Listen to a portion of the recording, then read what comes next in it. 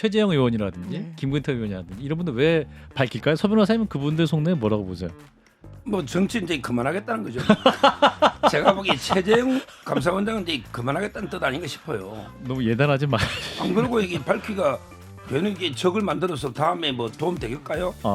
이런 의도로 보이고요. 예. 근데 다만 이제 그 안철수 이분은 이제 그 아마 본인의 그 지지층에서 독자 노선을 가지 않을까. 본인이 볼 때는 여기에 그 반대표를 던짐으로써 우리 찬성표를 던짐으로써 예. 좀 지지층을 이게 새로 만들어 보자. 지금 워낙 존재감이 떨어지고 있잖아요. 예. 아마 이제 대선에 승부수를 던진 게 아닌가. 아, 이게 대선 승부. 안철수에는. 아하. 그다음에 최재형 원장은 저는 정치를 그만하겠다는 의사가 아닌가. 이렇게 보이고. 그다음에 두 분 있잖아요. 유이동하고 이제 김웅 이분은 유승민 의원과 같이 하거든요. 예. 운명을. 예. 아마 이제 유승민계의 뜻이 아닌가. 네, 한판 브리핑 김수인 평론가와 함께하겠습니다. 어서 오십시오. 네, 반갑습니다. 네, 서정욱 변호사님, 장윤미 변호사님 어서 오세요. 안녕하세요.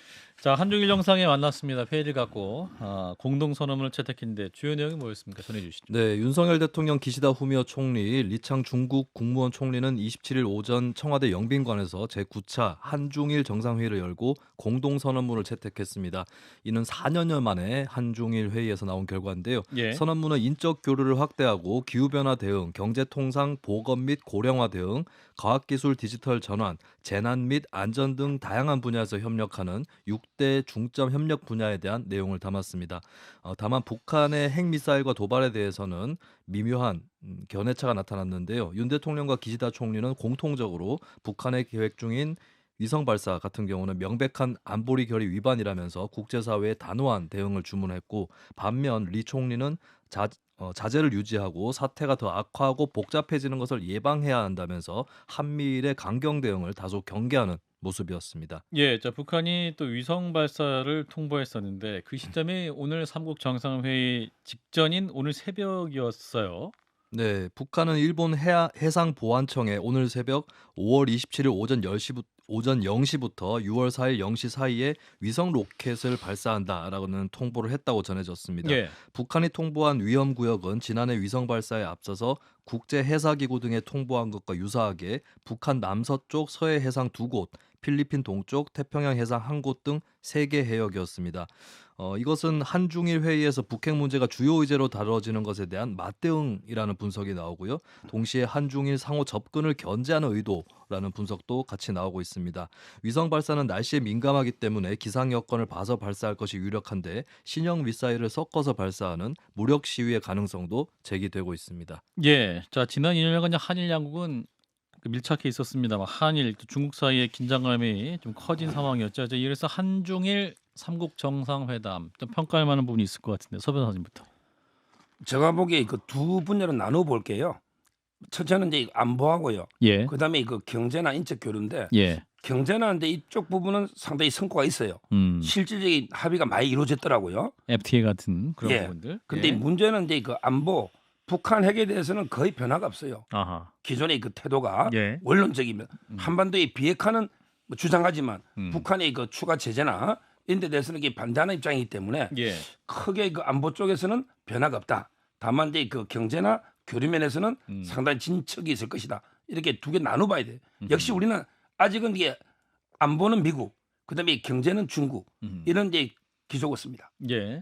장 변호사님은? 일단 오늘 그 한중일 새 국가의 발표 내용을 보더라도 한일은 비핵화라는 단어를 입에 담고 공식화했는데 중국은 그렇게 표현하진 않았죠. 결이 예. 좀 다르다는 부분이 있는데 제가 문재인 전 대통령 회고록을 보면 이게 이제 외교와 관련된 책이더라고요. 예. 거기에서 중국을 그렇게 이야기를 합니다. 이제 왜 친중 정권이냐 막 이렇게 공격을 많이 하잖아요. 그런데 대북의 실효적인 제재를 위해서도 중국의 어떤 그 힘이 필요하다는 거예요. 이게 지금 대한민국의 현실인 측면이 분명히 있는 거죠.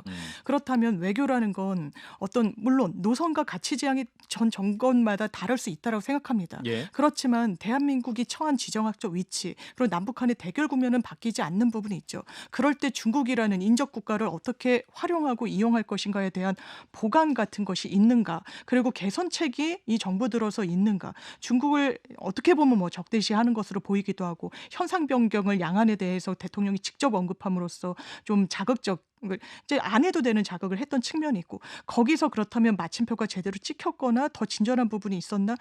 저는 별로 보이지 않는 것 같아서 그런 부분은 좀 아쉽습니다. 예. 어떤 북한 문제에 대해서는 중국은 자제를 촉구한다 이런 표현을 썼기 때문에 과연 이것이 어떤 의미를 이루어지는 것이냐 이것은 또 잠시 후 2부에서 김준형 조국혁신당 당선자와 함께 좀 더 짚어보기로 하고요. 자, 최상병 특검법 재표결 이제 내일 국회 본회의 이제 21대 국회 마지막 본회의가 있는데 하루 앞입니다. 자, 여야 원내대표 회동도 있었네요. 네, 오늘 오전에 김진표 국회의장 주재로 국민의힘 추경호 원내대표, 더불어민주당 박찬대 원내대표가 비공개로 의사 일정에 관한 논의를 가졌습니다. 하지만 양측의 입장차만 확인하고 합의는 이뤄지지 않았는데요. 예. 국민의힘은 당내 이탈표를 최소화하는 데 주력을 하고 있는 그런 상황입니다. 10명 안팎의 이탈이 나올 거라는 관측이 나오는 가운데 장동혁 원내수석 대변인은 공개 찬성 입장을 밝힌 김웅, 안철수, 유이동, 최재형 의원 4명 외에는 이탈표가 나오지 않을 것이다 라고 전망을 했습니다. 예. 민주당은 국민의힘 지도부의 표단속을 표틀막이라고 비판했는데요. 또 민주당 초선 당선인들은 관련 기자회견을 연 뒤에 공수처를 방문해서 지난 사건 1년이 되는 오는 7월에 통신 기록 보존 기한이 지난다는 것을 강조를 하면서 자료 확보가 필수적이다라고 하는 것을 지적할 예정입니다. 예. 자, 이제 오전까지면 4명이었던 것 같은데 이제 오후에 김근태 국민의힘 비례대표 의원까지 5명의 현역 의원이 이제 찬성 입장인 거죠. 자, 서 변호사님 어떻게 보고 계십니까? 먼저 이제 그 당론이기 때문에 표털막이라고 하는 건 이게 말이 안 되고요. 민주당도 이제 당론을 정할 때가 있잖아요. 예. 그때 당론 어긴 사람 징계됐죠. 금태섭 이게 징계됐었잖아요. 민주당이. 예. 따라서 이제 그걸 비판해서는 안 된다 보고 음. 뭐 제 생각은 이제 그 최대 한 10표까지는 놓을 수 있겠다는 생각 들어요. 서 변호사님이 10표까지 왜냐하면 예상하면 이제 그 공개적으로 이제 예. 찬성하겠다는 분들 저는 뭐 징계해야 된다 보지만 이런 이제 분들도 있고 예. 문제는 이제 그 원내대표단에서 계속 그 조를 짜서 이렇게 전화하고 이게 할 거 아닙니까? 근데 연락이 안 된다는 분이 한 4-5분 있는 것 같아요. 아니, 전화를 안 받아요? 받는다. 전화를 안 받아요. 네, 이런 분이 한 5분 정도 있다. 이런 이제 그 계속 소식이 나옵니다. 그렇다면 이제 그 한 10표까지는 이탈할 수 있겠다. 이런 생각이 들고. 예. 근데 민주당은 과연 이게 100% 출석해서 100% 찬성할까? 아하. 왜냐하면 이게 민주당에도 공처를 만든 분들도 있잖아요. 그렇죠. 근데 공처가 지금 이번에 뺏겨버리면 무력화됩니다. 사실상. 예. 그렇잖아요. 특검이 가져가 버리잖아요. 예. 그런 분도 있고 또 음. 이제 무조건 이재명 대표 좀 타격을 줘야 되겠다. 음. 이런 데 의원도 있을 수 있잖아요. 이번에 민주당에서도 만약에 그 표가 이탈표가 많이 나오면 예. 이재명 대표 리더십에도 치명타 오죠. 아마 이제 민주당도 그렇게 뭐 꽃놀이편은 아니다. 이래 봅니다. 국민의힘 상황 어떻게 취재하신 거예요, 서 변호사님은? 그런데 그 네다섯 명- 원내대표단에 여러 또 부대표도 있고 그러니까 4-5명 전화 안 받는다는 얘기도 확인하신 거네, 직접? 그거는 이제 뭐 여러 개 그 정설입니다. 예. 거의 그 정보 수준이 원내 수석 부대표 수준이셔서 예. 원내수석 부대표한테 물어보면 돼요. 창 변호사님은 일단 민주당의 이탈표를 기대하는 건 저는 희망사항인 것 같고요. 예. 민주당에서 내가 낙선을 했으니까 공천을 받지 못했으니까 이재명 대표 체계한테 예. 체계에 균열을 일으켜야 됐다라고 생각하는 의원 저는 없는 것으로 알고 있습니다. 그렇다면 관건은 현실적으로 국민의힘의 이탈표겠죠. 예. 김웅 의원이 그런 이야기 하셨더라고요. 10표도 국민의힘 내부에서 찬성표가 나오지 않으면 이거는 방조범을 넘어서 공범이라고 봐야 된다. 국민의힘이요. 예. 전 정확한 현실 인식이라고 생각합니다. 예. 국민들을 그렇게 지켜보실 거예요. 무기명 투표입니다. 낙천낙선한 의원 58분 계신다고 하죠. 예. 본인의 소신에 따라 정치인의 양심으로 투표했을 때 이 특검 반대할 명분, 실리 과연 정치적으로 있는 것인지 저는 17표 정말 나올 수 있다라고 생각하고 끝날 때까지 끝난 건 아니라고 생각합니다. 예. 사실 이게 이제 제적 인원 다 온다는 건 가정하고 이제 그렇습니다. 이탈표가 17표여야 된다는 네. 것이고 이제 제적 참석 인원이 또 그보다 적으면 더 적은 이탈표가 필요한 것일 수도 있는 거죠. 맞습니다. 그렇습니다. 지금 국민의힘에서 나오는 이야기를 보면 예. 일단 모수 그러니까 분모를 높여야 되기 때문에 전원 출석을 하고 아하. 표를 던지지 않는 방안도 아이디어로 뭐 검토하고 있다 이런 보도가 있는데요. 예. 대단히 수세적인 거죠. 표 단속이 안 되고 있다라는 방증입니다. 내일 그렇군요. 지켜볼 필요 있다고 생각합니다. 김수인 평론가 어떻게 전망하십니까? 또 여러 정보를 종합하실 때. 네. 내일.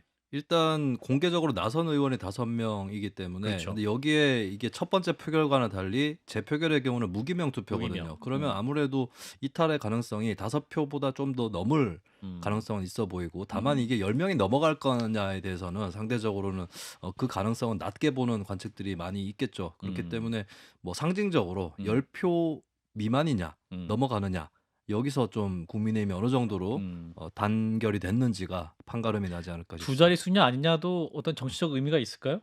대단히 저는 있다고 생각합니다. 예. 예, 이탈표는 아마 국민의힘을 전제로 해서 볼 수밖에 없을 텐데요. 예. 이 부분이 국민의힘에도 이 반대표를 던지는 게 정치적 부담이 그리고 대통령께도 결과적으로는 정치적으로는 누가 될 수 있다고 판단하는 의원들 나올 수 있겠죠. 예. 근데 본인이 찬성하겠다 밝혔던 의원들은 왜 굳이 또 밝힐까요? 어차피 무기명 투표인데 유유동 의원이라든지 안철수 의원인가요? 아, 저희 또 최재형 의원이라든지 네. 김근태 의원이라든지 이런 분들 왜 밝힐까요? 서 변호사님은 그분들 속내 뭐라고 보세요? 뭐 정치 이제 그만하겠다는 거죠. 제가 보기에 최재형 감사원장은 이제 그만하겠다는 뜻 아닌가 싶어요. 너무 예단하지 마. 안 그러고 이게 밝기가 괜히 이게 적을 만들어서 다음에 뭐 도움 되겠까요? 이런 의도로 보이고요. 예. 근데 다만 이제 그 안철수 이분은 이제 그 아마 본인의 그 지지층에서 독자 노선을 가지 않을까. 본인이 볼 때는 여기에 그 반대표를 던짐으로써 우리 찬성표를 던짐으로써 예. 좀 지지층을 이게 새로 한번 만들어 보자. 지금 워낙 존재감이 떨어지고 있잖아요. 예. 아마 이제 대선에 승부수를 던진 게 아닌가. 아, 이게 대단 승부. 안철수에는. 아하. 그다음에 최재형 원장은 저는 네. 정치를 그만하겠다는 의사가 아닌가. 야. 이렇게 보이고. 그다음에 두 분 있잖아요. 유이동. 유이동하고 이제 김웅. 김웅이분은 유승민 의원과 같이 하거든요. 예. 운명을. 예. 아마 이제 유승민계의 뜻이 아닌가. 아. 아마 그분들은 정치할 거고. 예. 그다음에 김건태 이분은 저 처음 오늘 봤습니다. 비례대표. 야, 국회의원 사설하면서 예. 제가 옛날에 그 민주당의 김건태 의원은 잘 알거든요. 그 부인도 예. 유명하잖아요. 이번에 도봉에. 예, 그런데 그렇죠. 비례 김건태는 제가 오늘 이름 처음 들어봅니다. 4년 동안 어떤 활동을 했는지 모르겠어요. 예. 이 김근태 의원은 4년 임기가 안 됐고요. 왜냐하면 비례대표로 국민의당 출신 승계했죠. 비례대표인데 국민의당에 이제 권은희 의원 탈당을 하면서 승계를 해서 아마 국회의원으로 재직한 기간은 얼마 되지 않은 것으로 그러니까 그렇게 아마 알고 있습니다. 안철수는 따라갔네 그러면. 예.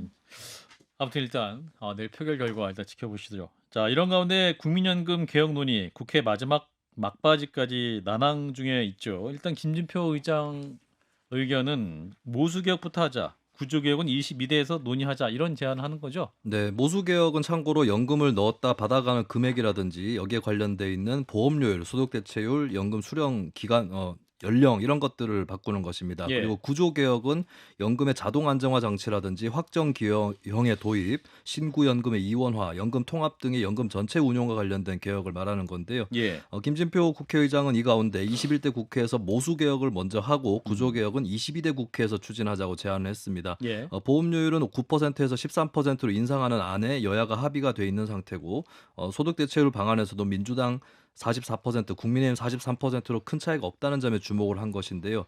다만 민주당 단독으로 연금 개혁안을 처리할 수도 있느냐는 질문에 대해 김 의장은 연금 개혁 특위의 고유 안건이라고 하면서 특위 의결을 전제로 깔아뒀습니다. 예. 또한 예정된 5월 28일 본회의에서 처리하면 좋겠지만 27일이나 29일에도 할 수 있다고 여지는 열어뒀습니다. 예.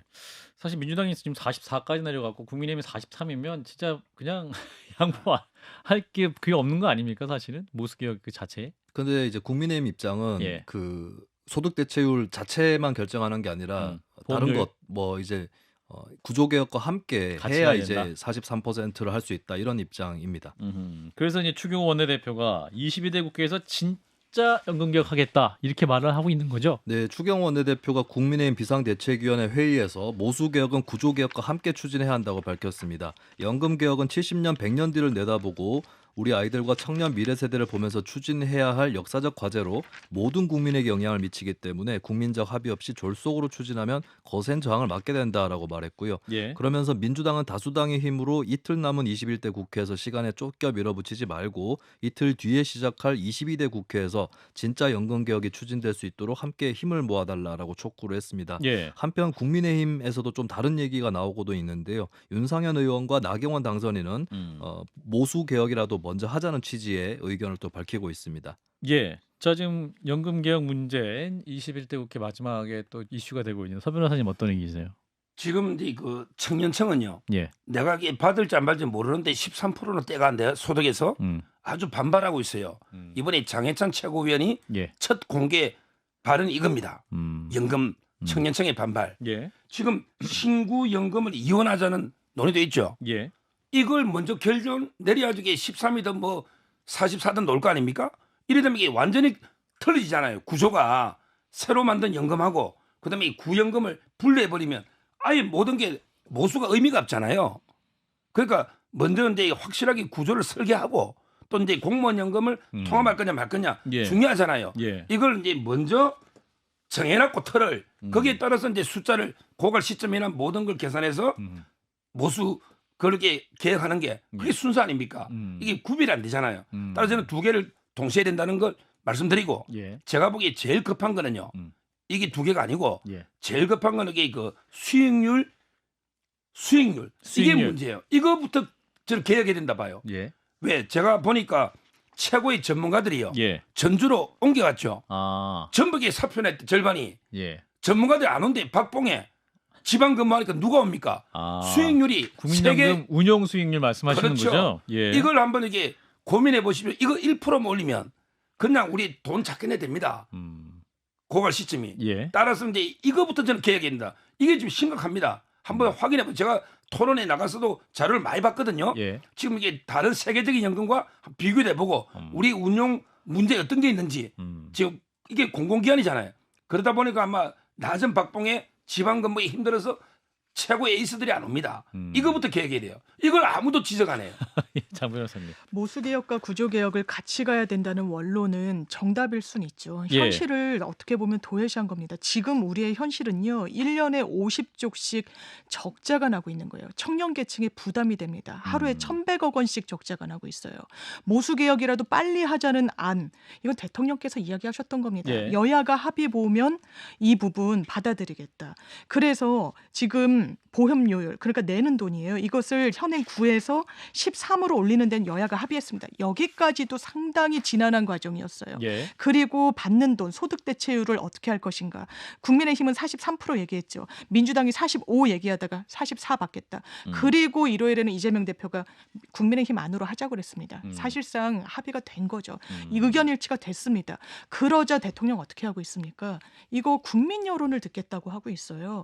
지금 이 보험료율을 오른 지도요. 98년에 마지막으로 오르고 20년 넘도록 손질도 못하고 있었습니다. 반대가 너무나 큰 제도이기 때문에 그래요. 그러면 모수개혁 논의도 안 하고 같이 구조개혁 할 수 있을까요? 정치 스케줄상 그럴 수가 없습니다. 2년 뒤에 지방선거, 그 다음에 대선 치러야 돼요. 이 국민들한테 인기 있는 정책이 아닙니다. 어떻게든 이번 국회 안에 마무리를 지었어야 되는 건데 그 책임을 방기하고 있다. 제가 조선일보 사설을 상당히 요즘 유심히 봤는데요. 예. 이 정부에 과연 국민연금 개혁을 할 의지가 있는지 물음표를 상당히 던지면서 이제는 결국 국회 압도적 다수당인 민주당의 책임 있는 자세 발할 수밖에 없게 됐다라고 조선일보 사설에서 쓰더라고요. 이 정부가 굉장히 무책임하다라고 저는 생각합니다. 예, 사실 연금개혁 문제 또 대통령도 중요한 과제를 생각하고 있기 때문에 사실은 조금씩 바꿔 나가면 되는 거 아닌가요? 좀 약간 여야 간에 어떤 협의의 공간이 있으면 그거를 잘 할 때까지 완벽한 안이 나올 때까지 기다려야 한다기보다는 조금씩 할 수 있으면 조금씩 변화해 나가면 되는 거 아닙니까?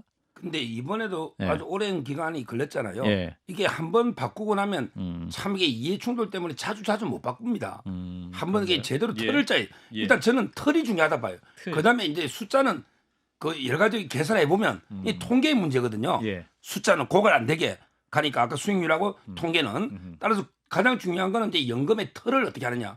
지금 우리나라가 이게 전 세계와 비교해 보면 너무 이게 성격이 달라요. 즉 공무원, 교직원, 군인들 다 이게 독자적으로 돼 있고요. 예. 또 여러 가지 이제 기초연금 관계도 문제고 따라서 연금의 그 선진화된 틀을 먼저 짜놓고 예. 그다음에 수익률하고 딱 이 통계 내보면 그 숫자는 언제든지 바꿔 열 수 있잖아요. 예. 급한 건 숫자가 아니에요. 아하, 일단 그런가요? 이게 제대로 된 연금의 기본 토대를 만들어야 돼. 예. 짧게? 구조개혁 하는 길 어려울 겁니다. 신연금과 구연금을 별도로 운영한다? 그렇다면 지금의 운영체계가 워낙 적자가 나니까 이제 청년계층을 위해서는 별도로 한다는데 그 사회적 합의 이룰 수 있을까요? 대단히 요원합니다. 예. 그렇다면 공무원연금 개혁과 사학, 군인연금까지 같이 넣고 이 운영을 하자? 이건 합의 이룰 수 있습니까? 이거는 그냥 이상적인 이야기를 하면서 현실의 숙제를 풀지 않겠다는 겁니다. 예.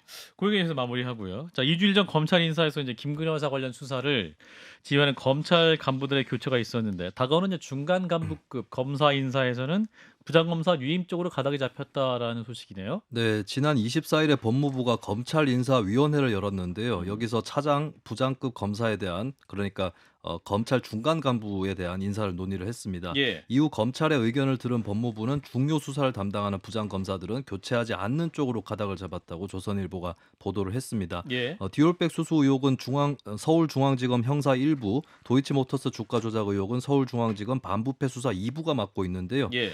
이창수 신임 서울중앙지검장도 김승호 형사 1부장, 최재훈 반부패 수사 2부장의 유임을 요청했다고 전해졌고 대검찰청도 같은 의견으로 법무부의 유임을 요청했다고 알려졌습니다. 예. 두 부장검사가 작년 9월에 부임을 해서 아직까지 1년이 되지 않은 점도 고려한 것으로 보이고 있고요. 법무부 역시 검찰인사위원회 개최 당시에 조직 안정과 업무 연속성을 강조한 것으로 알려졌습니다. 예. 자, 일단은 부장검사 유임 이 문제로 어떤 수사의 공정성 논란 사그라들 수 있을까요? 사 변호사님부터. 뭐 저는 기존에 그 차장 4명이요. 자꾸 이게 뭐 수사 막으려고 자꾸 했다는데 그거 진짜 잘못된 겁니다. 우리 검찰이나 예. 경찰, 그다음에 군인들은 승진이 제일 중요한 거예요. 승진. 예, 검사장은 군대로 치면 별을 다는 거예요. 예. 근데 1, 2, 3, 4 차장이 워낙 수사를 잘하니까 승진 안 시켜주면 이게 엄청난 본인 차별이에요. 따라서 승진을 시키다 보면 초임 고금의 뭐 차장이나 법무연수 갈 수 있잖아요. 예. 이걸 가지고 마치 이게 수사 막으려고 4명을 바꿨다. 이게 잘못된 프레임이다. 예. 이렇게 말씀드리고 그다음에 이번에 이제 그런 비난이 워낙 있다 보니까 예. 아마 근데 이번에 2명은 뭐 저도 유임을 시킬 거로는 보이는데 예. 문제는 이제 그 형사 1부장이 우리나라 부장 중에 제일 좀 1순위거든요. 선임 부장. 근데 이분이 33개예요. 지금 이제 동기 중에 이번에 차장들이 좀 놀 겁니다. 예. 차장들이.